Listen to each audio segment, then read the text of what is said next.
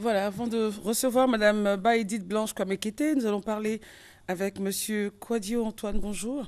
Bonjour Vous êtes madame, le chef du département technique, commercial et marketing de la SIDAM. c'est bien ça. C'est toujours le SIDAM Oui, Tour. Et là, c'est l'étape de Daloa. oui, exactement. Allez-y. Mais bonjour madame, je suis là pour parler à nouveau de la caravane dénommée Sidam Tour 2016 qui a débuté depuis le 15 octobre par l'étape d'Aboasso qui s'est poursuivie le 22 octobre à Korogo. Et cette fois-ci, nous serons à Daloa le 12 novembre, le samedi 12 novembre, à la place Pétanque, au quartier commerce, non loin de la sous-préfecture. En effet, la SIDAM, société d'assurance bien connue de la place, qui a 44 ans aujourd'hui, a décidé de fréquenter ces villes-là pour offrir un certain nombre de services à la population. Pas seulement ses assurés, mais à toute la population par un service médical euh, qui consiste à la prise de poids, de la tension artérielle et de prélèvements sanguins pour déterminer les taux de glycémie, pour voir tous ceux qui sont exposés, n'est-ce pas, au diabète ou à l'hypertension artérielle. Et ces services-là sont offerts gratuitement par la SIDAM. Et durant ce que nous avons observé, c'est que effectivement, une bonne partie de la population est exposée, n'est-ce pas, à ces pathologies-là. Et avec le service médical qui est mis en place, contrôlé par notre chef de département qui est lui-même dans le département maladie, qui est lui-même médecin, ces gens ont été dirigés vers les services de diabétologie des CHR des villes fréquentées. Et ça se passe très bien. Ok. Donc l'étape de Daloa aura lieu le samedi 12 novembre à partir de 6 heures du matin. Nous invitons donc toute la population à venir à jeun. Il ne faudrait pas qu'elle mange pour surtout le prélèvement de taux Tout de à fait. glycémie. Glycémie. Et à 6 heures du matin jusqu'à 9 heures, 10 heures, il y aura donc ces prises de constante médicale et suivi de conseils. Ensuite, ces gens vont être exposés, n'est-ce pas, à des sports, notamment des crosses, des marches pour entretenir leur santé, D'accord. n'est-ce pas. Alors, Daloa principalement où? Au quartier Pétanque, à la place Pétanque, au quartier Ok. commerce, non loin de D'accord. la sous-préfecture. Et à quel numéro on pourrait vous joindre? Alors, on peut nous joindre au 07 67 47 57 ou 22 41 61 85. Évidemment, pendant ce tour, nous parlerons, n'est-ce pas, des produits que commercialise la SIDAM Évidemment. et répondre aux préoccupations de toute la population en matière d'assurance. Merci beaucoup, Merci, madame. Monsieur Quadio, et excellente étape d'Alois. Merci, madame. Monsieur Ndo Luciano, bonjour. Vous Bonjour. êtes là pour nous parler de la 9e édition du prix Ivoire pour la littérature africaine d'expression francophone. Effectivement, je suis sur le plateau de Matin Bonheur aujourd'hui pour effectivement évoquer les activités inhérentes à la 9e édition consécutive du prix Ivoire pour la littérature africaine d'expression francophone. Cette 9e édition est placée sous le parrainage et la présence effective de son Excellence Guillaume Kigbafori Soro, président de l'Assemblée nationale de Côte d'Ivoire, ainsi que de la coprésidence de M. Maurice Bandama, ministre de la Culture et de la Francophonie, et de Mme Kandia Kamara, ministre de l'Éducation nationale. Eh bien, le prix Ivoire a déjà démarré le mercredi dernier, mercredi 26 octobre, par la proclamation des résultats du concours de culture littéraire et la récompense des lauréats. Cette cérémonie a été suivie par une conférence animée par le célèbre écrivain Isaïe Biton Koulibaly, qui n'est plus à présenter, dont le thème était la puissance de la lecture. Et tout à l'heure, nous allons avoir un forum à Yopougon avec Marguerite Aboué, qui est un des grands noms de la bande dessinée africaine, qui réside en France depuis une trentaine d'années. Ce forum aura lieu dans un établissement dénommé Espoir des mamans de Yopougon. C'est tout un symbole dans la mesure où Marguerite Aboué, avant de s'envoler pour l'Hexagone, a passé son enfance dans ce quartier populaire de Yopougon. Et donc elle restitue à travers ses bandes dessinées les souvenirs qui l'ont habité durant son enfance.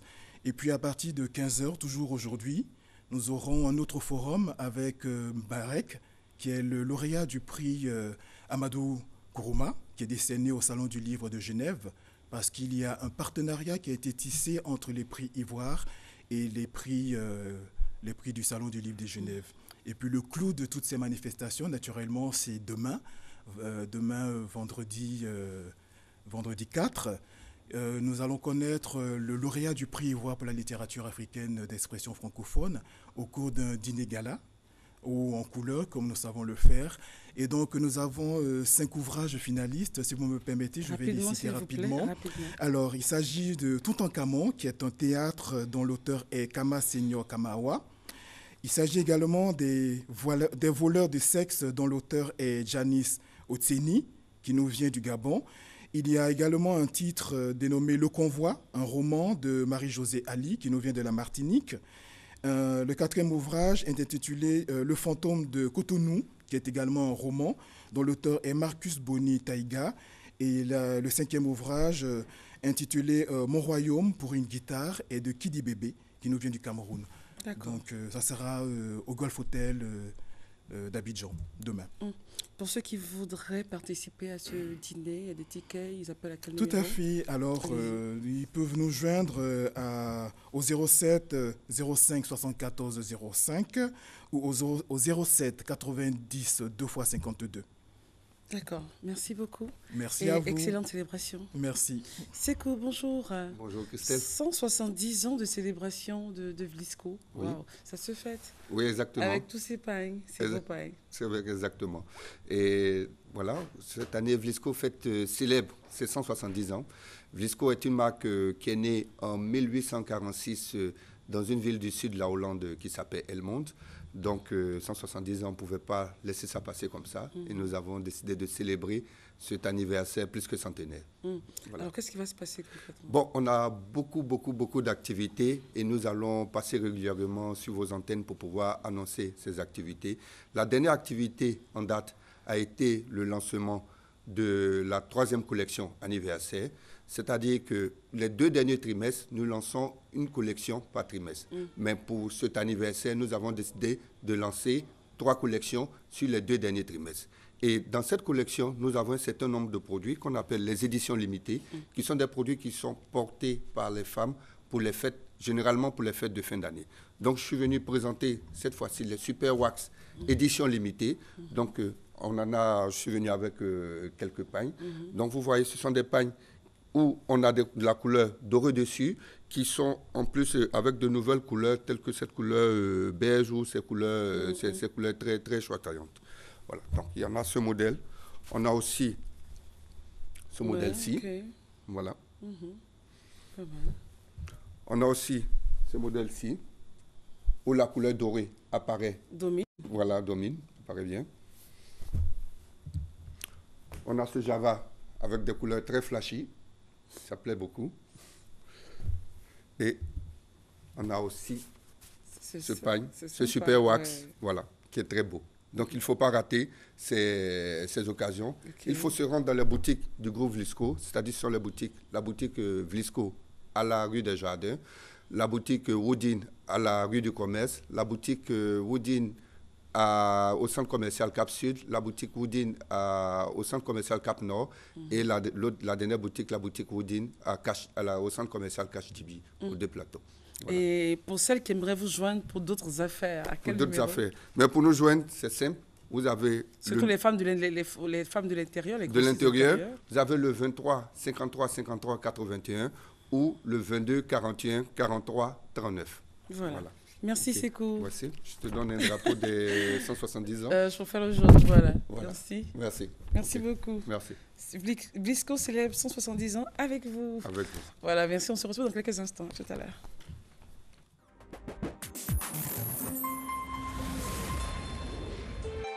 RTI 1, la chaîne qui rassemble.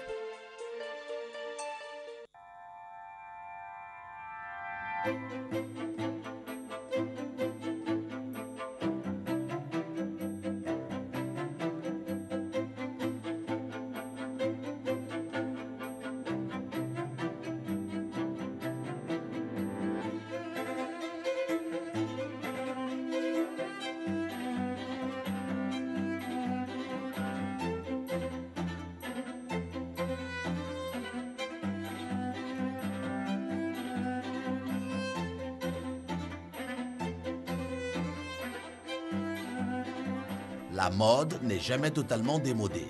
Histoire du look, une série de documentaires relatant dans des formes ludiques une vision historique de l'art et de la manière de s'habiller.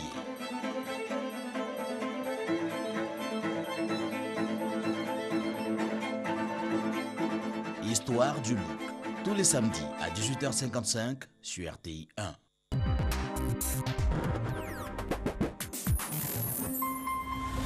Ils ne se sont pas limités au lancement de leurs activités.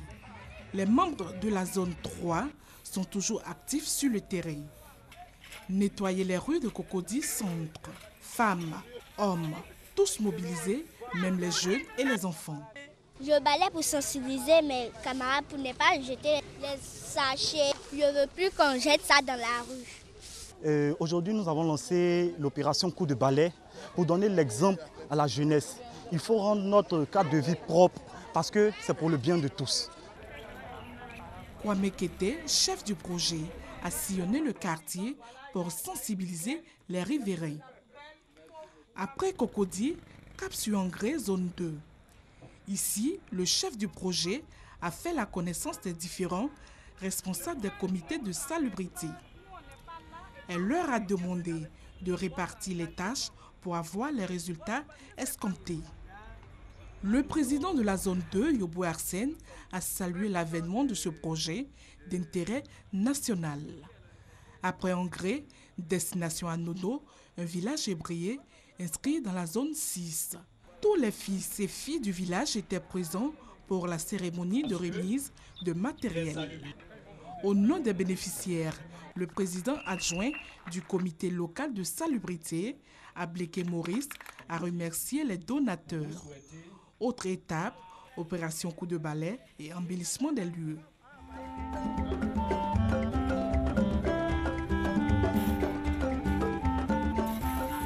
Enfin, échange entre les responsables des zones 1, 9 et les sous-comités pour voir les acquis, mais aussi les difficultés et les solutions envisagées pour le bon déroulement de l'opération.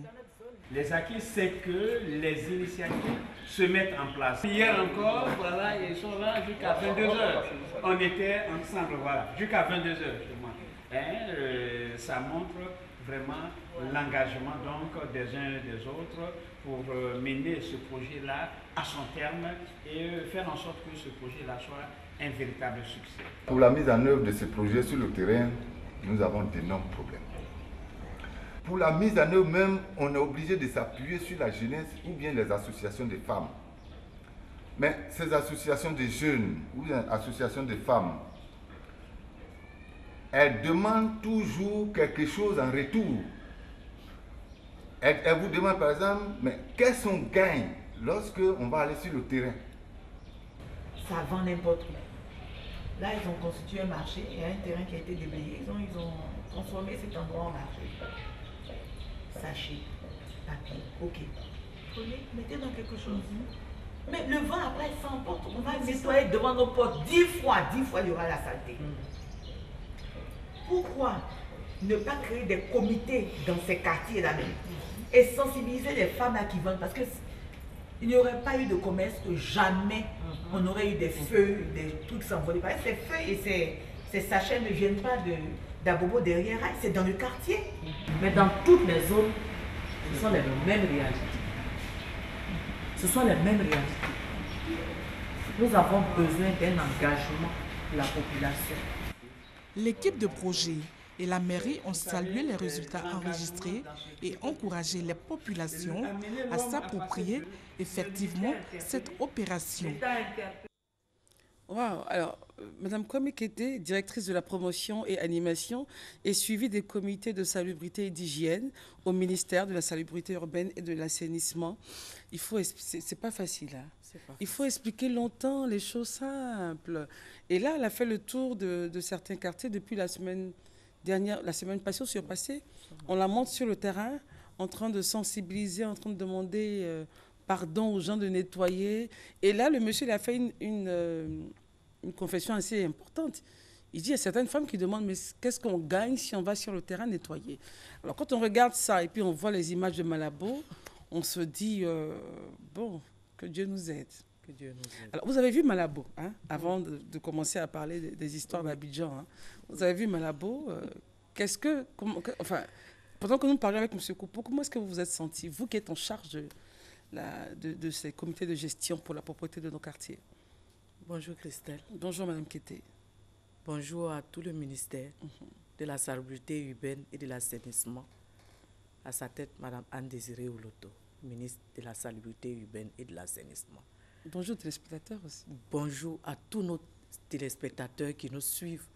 Il y a de cela 3 semaines. Quand je regardais Malabo, Christelle, j'avais mal au cœur. D'accord. J'avais mal au cœur. Et je me dis que si Malabo a réussi, nous aussi, nous pouvons réussir. Malabo, ce ne sont pas des extraterrestres qui y vivent. Ah, si, ils n'ont pas de tête. Hein. Ils n'ont pas de tête. Ce sont des êtres humains. Ce sont des êtres humains. Et c'est en Afrique. Pourquoi pas nous? Et c'est cela la vision du président de la République, son Excellence Alassane Ouattara. Faire de la Côte d'Ivoire un pays émergent. Et c'est tout ça l'émergence. Et c'est tout cela l'émergence. Et si Madame la ministre Anne-Désirée Ouloto, dans sa vision, elle veut rendre les pays, les communes et les villes propres, belles, c'est pour cela. Et aujourd'hui, nous encourageons tout le monde à avoir un comportement éco-citoyen. Nous ne cesserons jamais. Alors, on revient donc, on va dire la thématique de notre causerie, là, c'est vraiment parler des comportements éco-citoyens. On y va. Qu'est-ce qu'un comportement éco-citoyen? Et puis, on donne des exemples. Un comportement éco-citoyen, c'est une relation qui lie la personne à son environnement. En agissant, on pense à son environnement. L'éco-citoyenneté, c'est aussi un comportement collectif pour co-penser, co-agir et co-construire ensemble. Co-agir, co-penser, co-construire ensemble. Notre quartier, notre pays, notre commune. Exemple de comportement éco-citoyen. Éco-citoyen dans nos maisons. Il y a nos maisons, à l'extérieur de nos maisons, dans nos quartiers, dans nos lieux de service, dans nos maisons. Il faut pouvoir apprendre déjà comment gérer nos ordures. Trier les ordures. Trier les ordures.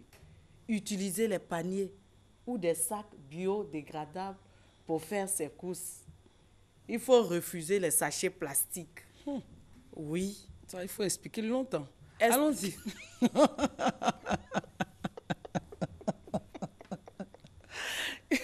Vraiment que Dieu nous aide. Ça va aller. Hein? On a la foi, on croit dur comme fer. On a la foi. Qu'on va y arriver un jour. Alors, il faut donc refuser les sachets plastiques. Il faut refuser les sachets plastiques. Nos comportements dans la rue. Dans la rue. Il faut arrêter de jeter les bouts de papier, les mouchoirs dans la rue. On mange une banane, on laisse tomber. Parce qu'on se dit quoi? Sans être ému même. Oui. En fait, c'est ça. Il n'est pas choqué, il n'est pas... Oui, il faut déposer les déchets dans les poubelles et non dans les caniveaux. Évitons les dépôts sauvages. Il faut ramasser les déjections de son animal de compagnie. Chien. On se dit que c'est la mairie. Ou bien il y a des femmes qui sont cooptées pour pouvoir nettoyer. Si vous avez un chien, normalement, si vous le suivez, vous prenez vos dispositions. Quoi. Il faut déposer tout ce qui est déchet dans les poubelles. Apprenons à utiliser les poubelles. On va nous dire, oui, il n'y a pas de poubelle dans la rue. Mais il n'y a pas de poubelle dans la rue. Mais si j'ai mon mouchoir que je mette dans ma poche, ou les femmes ont toujours des sacs à main. Un homme a au moins 4 poches. La poche du pantalon. Donc, il va mettre la peau de sa banane là. Oh. mais quand on sait qu'on ne doit pas manger dans la rue comme ça, il faut chercher un endroit où il faut mettre. Il faudrait que nous arrivions à changer de comportement. Parce que quand nous passons et que nous voyons les dépôts sauvages, les ordures partout, on doit se sentir mal à l'aise. Si ce déclic arrive, chaque Ivoirien arrive à se sentir mal à l'aise en voyant ces ordures et ces déchets partout, je pense qu'on arrivera à changer les données. Amen. Oui, c'est notre souhait. D'autres comportements éco-citoyens? D'autres comportements éco-citoyens dans nos cadres de vie, même dans nos services. Nous produisons beaucoup de déchets. En travaillant, même dans nos services, beaucoup de brouillons que nous pouvons réutiliser dans les marchés. Là, tout à l'heure, la dame a dit, hein, le vent prend les feuilles d'attiéké. Donc, et puis, regardez les espaces qui ne sont pas exploités. Il y a des personnes qui achètent les terrains qui ne sont pas mis en valeur. Ce sont des endroits aussi qui constituent des nids d'ordures. Mais il faut une clôture au moins. C'est pas tout le monde. Hein. C'est ça. Sinon, il faut une clôture, il fait un portail. Pas tout le monde. Mais vous allez beau mettre la clôture. Quelqu'un va sauter la clôture. Oh, vraiment. C'est compliqué, hein. C'est difficile. Ou il va venir même casser la clôture. Il a eu sa plantation de manioc. Voilà. Mais quand bien même vous utilisez l'espace, un minimum. Et que c'est comme ça, le propriétaire n'arrive même plus à construire. Il n'arrive pas à construire. On ne sait même pas si on l'a attaché quelque part. Enfin, ce sont les vraies réalités de la vie. Oh my goodness. Oh, c'est pas vrai. Vous avez vu, monsieur Coupeau. Monsieur Coupeau, l'élément qu'il nous a montré. Aujourd'hui, en Côte d'Ivoire, il n'y a plus de trottoir. On se dit que... Ce sont les gares. Ce sont les gares. Ce sont des espaces, on a des marchés partout. En fait, ici, on n'aime pas le vide. On n'aime pas le vide, mais il faut qu'on ait cette culture. Il faut qu'on ait cette culture. Quand les voies sont dégagées, c'est joli, c'est joli. On peut vendre, mais il faut trouver des espaces où s'installer. On n'a pas besoin de venir il est difficile même de circuler. Il n'y a plus de place pour les piétons. Et là où ces commerces se font, ce sont des dépôts sauvages qui se forment là. Quand la bonne dame ou bien le monsieur finit son commerce, le soir, il laisse étable et tout ce qui est déchet qu'il a produit, il ne prend pas la peine ou bien ne prend pas la peine de mettre cela dans un sac poubelle et on s'en va. Mais qui va le faire pour nous? Les femmes là, elles vont venir, c'est ce que les gens se disent. Mais ces femmes, elles sont combien? C'est comme si vous, Christelle, vous dites le matin, vous vous levez, vous partez taper chez la voisine, viens nettoyer. Ah, que Dieu l'interdit, c'est pas possible. Vous voyez? Ça veut dire que chacun doit y mettre du sien. Il faut en fait intégrer, je sais pas, faire en sorte que la population puisse intégrer le fait qu'elle est l'une des, l'une des forces, des piliers pratiquement de toutes ces actions. Effectivement, parce que c'est l'homme qui détruit. Et c'est l'homme qui arrange. C'est l'homme qui arrange. On a vu le très beau parc urbain là, dans Malabo. Oui, on peut le faire. On n'a pas vu quelqu'un se balader avec... Il est assis, on ne sait pas ce qu'il fait. Il tourne. Ah, Abidjan. Il est assis, il a chaud, il se saoule. Il est assis, il réfléchit à sa vie. Il réfléchit à sa vie. C'est compliqué. Il va acheter une banane, bien, il finit de manger son arachide, il laisse là. Et il se lève, il s'en va. Ils vont venir balayer. Ils vont venir balayer. Mais qui va venir balayer? Si chacun dit, ils vont venir balayer. Regardons, là, merci Judith. Oh, t'as un amour, mon cœur. Madame Kété, elle dit, nous voulons là, c'est Malabo. Hein? Malabo. Je rêve d'avoir les villes de Côte d'Ivoire. Un quartier d'Abidjan. On ne va pas citer de nom. Oui. Mais on rêve de voir ça à Abidjan. Abidjan. Mais ici, les gens gardent n'importe comment, ils mangent n'importe comment, ils jettent. Il est dans sa voiture, il prend une bouteille d'eau, il jette. Et il n'est pas ému, il n'est pas touché. Il n'est pas touché. Rien ne se passe dans sa vie et il continue. Et si jamais, parmi tous ceux-là, un se lève pour dire non. Il va dire, est-ce que c'est pour ton père? C'est pour ton Mais père. je crois que bientôt vous passez à une phase de répression au niveau On du va ministère. passer à une phase de répression. On va passer, très bientôt, on va passer à une phase de répression. On Parce va payer qu'on a les amendes. on a l'impression que sans la chicotte, sans les tests, sans les lois, sans les peines. Donc en fait, nous on aime les chicottes, c'est ce que vous voulez nous dire?